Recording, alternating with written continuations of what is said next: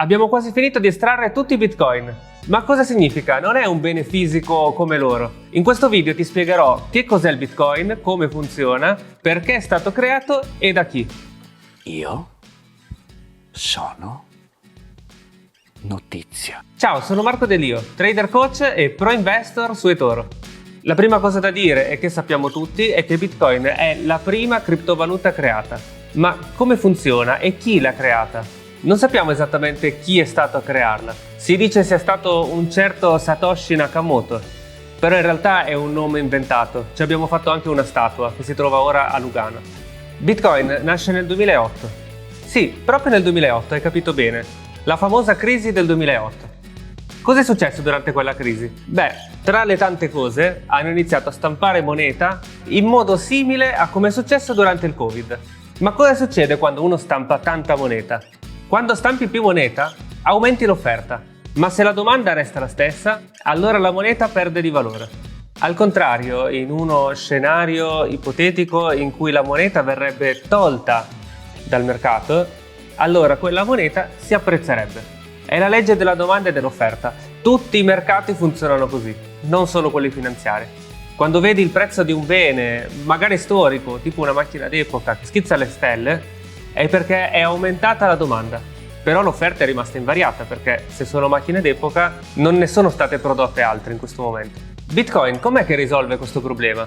Allora, intanto, come dicevo all'inizio del video, verranno prodotti un numero finito di pezzi, quindi non potranno essere prodotti più di 21 milioni di Bitcoin. In questo momento siamo a circa 20 milioni, quindi sono quasi stati prodotti tutti. Come avviene però la produzione di Bitcoin? Allora, intanto i bitcoin non vengono prodotti, ma vengono minati, quindi estratti, esattamente come l'oro. La differenza è che vengono minati non all'interno di miniere fisiche come le materie prime, ma digitalmente. Quindi ci sono questi grossi server che consumano un sacco di energia e che producono bitcoin. Ora vengono estratti in ogni blocco, che dura circa 10 minuti, 3,125 bitcoin. Quindi sono circa 450 bitcoin al giorno. Ma non è sempre stato così. All'inizio, quindi nel 2009, venivano prodotti 50 bitcoin ogni 10 minuti circa, quindi per ogni blocco. Per produrre un blocco, tanti computer si devono mettere insieme, prestare la loro potenza di calcolo per cercare di estrarre un blocco. Quindi questi 3 bitcoin circa. I blocchi sono sempre più complessi, quindi richiedono sempre più potenza di calcolo. Ma perché questo?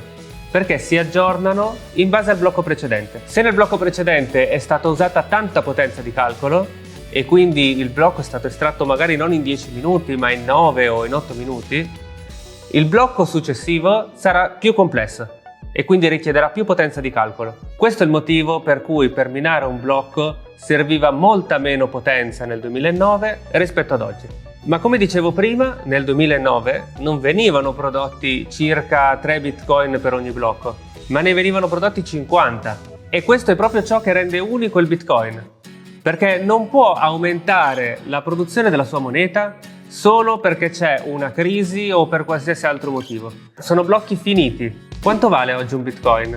Oggi un bitcoin vale circa $100.000, ma non è sempre stato così. All'inizio, quando ne venivano prodotti 50 ogni 10 minuti circa, valeva 30 centesimi, 40 centesimi, non aveva sicuramente i prezzi di oggi. Ma perché è avvenuta questa crescita esponenziale in così poco tempo, in così pochi anni, in meno di 20 anni?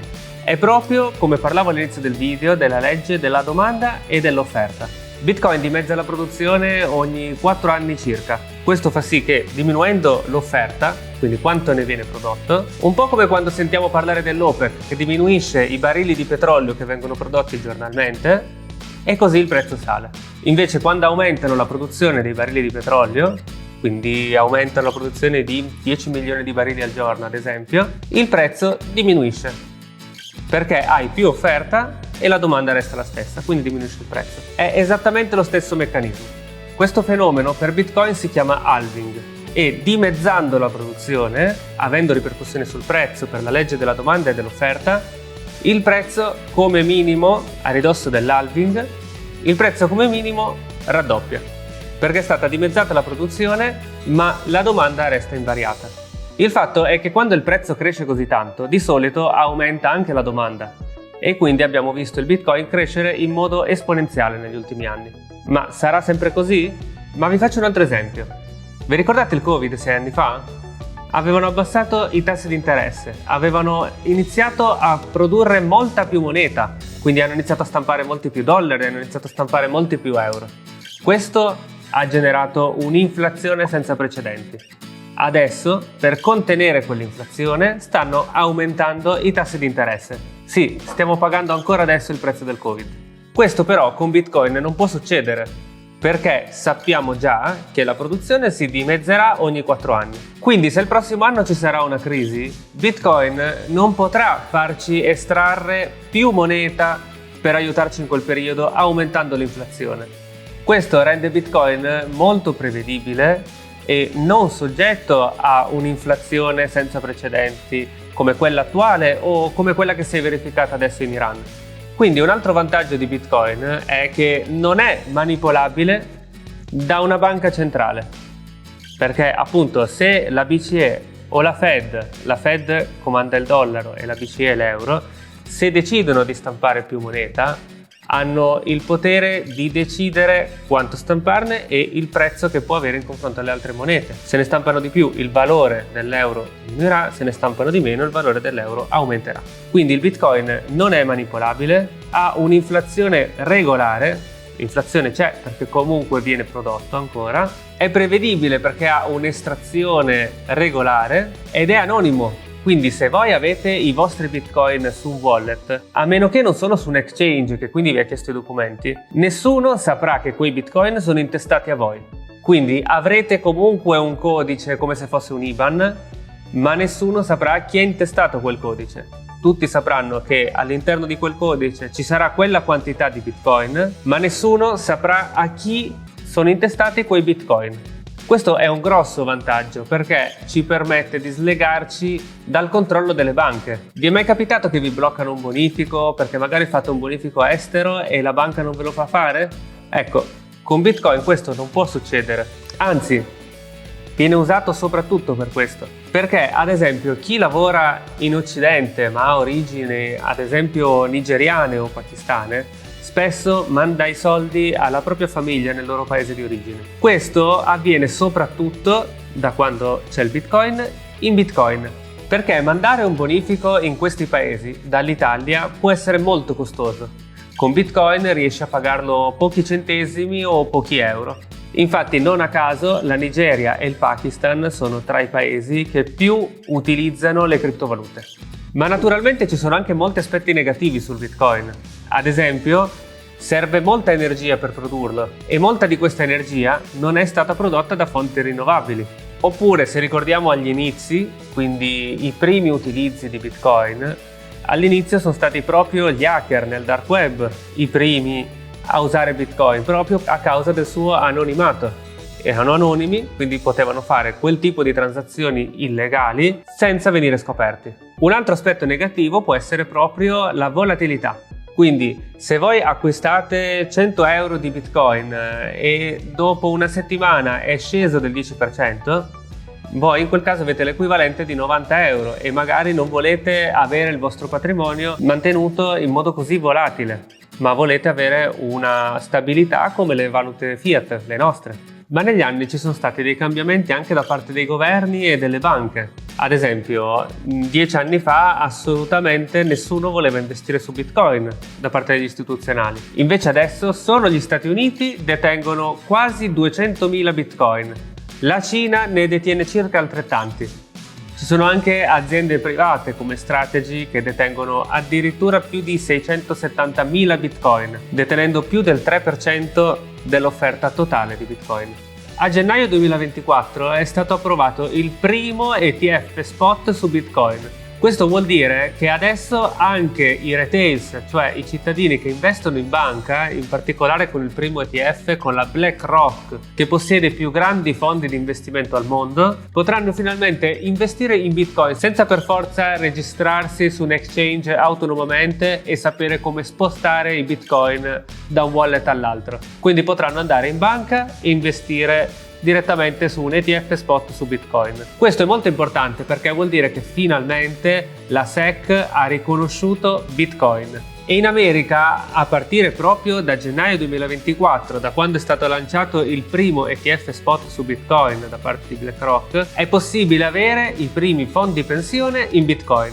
E sappiamo che in America, ad esempio negli Stati Uniti, sappiamo che ogni cittadino ha un fondo pensione, con redditi anche molto più alti dei nostri. Quindi da quel momento ha iniziato a esserci un volume costante, molto elevato, sul Bitcoin e sulle principali criptovalute, ma in particolare su Bitcoin. Quindi ormai capiamo che non è più un qualcosa di nuovo e incerto, ma è già un qualcosa dove gli istituzionali e i governi stanno investendo e stanno investendo anche in modo pesante. Quindi non è possibile, come spesso si sente dire a alcuni telegiornali italiani, che andrà a zero e che assolutamente Bitcoin fallirà. Anche perché solo Bitcoin vale oltre 2.000 miliardi di dollari. Quindi all'interno del Bitcoin ci sono investiti circa 2.000 miliardi di dollari. Possono sparire da un giorno all'altro? All'interno del mercato delle criptovalute sono stati investiti oltre 3.000 miliardi. Non sono numeri che possono sparire dall'oggi al domani. Alcuni stati come El Salvador hanno già reso Bitcoin come moneta legale, quindi moneta principale dello Stato, a fianco alla loro moneta. Hanno 2 monete in corso legale. Questo è stato un grande passo da parte dei governi. Bitcoin non è più trattato come nel 2015, ora viene visto come un asset serio. È giusto che nel 2015 veniva visto diversamente, adesso è maturato.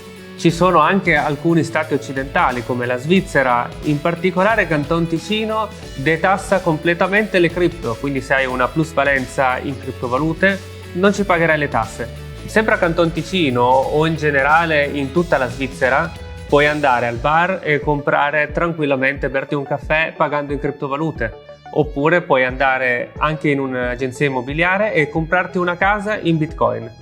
Anche negli Emirati Arabi questo è possibile già in molti paesi, pur non essendo ancora riconosciuta come valuta legale, ma molti l'accettano comunque.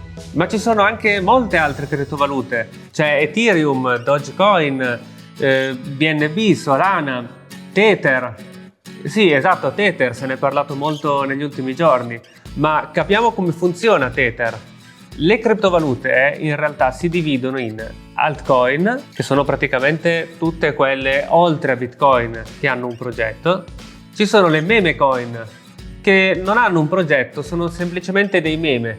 E qui rientra ad esempio Dogecoin, Shiba Inu, ne abbiamo sentito parlare gli scorsi anni. Ci sono anche però le stablecoin. Le stablecoin sono molto interessanti perché sono delle criptovalute che seguono il valore di una moneta tradizionale, come può essere il dollaro, come può essere l'euro.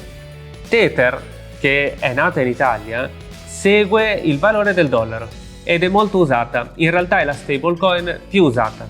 Quindi se volete investire su Tether, sappiate che il valore di quello che investite non salirà e non scenderà, seguirà l'andamento del dollaro. Quindi in realtà state investendo nel dollaro, ma comprando una criptovaluta. Ma andiamo a capire quanto valgono queste altre monete oltre Bitcoin. Cerchiamo di avere un paragone anche nel mercato azionario di oggi, quindi non soltanto un numero. Ad esempio, io prima vi ho detto che Bitcoin vale circa 2.000 miliardi. Ebbene, 2.000 miliardi vuol dire che vale molto più di Meta, quasi il doppio. Oppure Ethereum vale circa 400 miliardi. Dovete sapere che sono circa 20 volte Stellantis. Quindi la probabilità che Ethereum vada a zero è 20 volte inferiore rispetto alla probabilità che Stellantis vada a zero.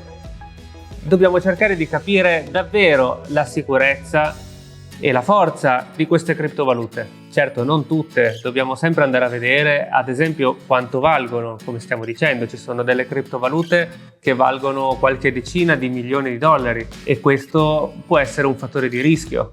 Effettivamente così pochi soldi possono sparire, ma far sparire 400 miliardi o tutto l'ecosistema che vale più di 3.000 miliardi è veramente difficile, è praticamente impossibile. Molti pensano che Bitcoin sarà una riserva di valore come l'oro oggi, Altri pensano che invece sarà la moneta legale del futuro. Altri ancora pensano che invece è veleno per topi. E tu come la pensi? Scrivimelo nei commenti. Se ti è piaciuto il video e ti interessano i contenuti sulle criptovalute e sul mondo della finanza, iscriviti al canale e attiva la campanella. Noi ci vediamo al prossimo video.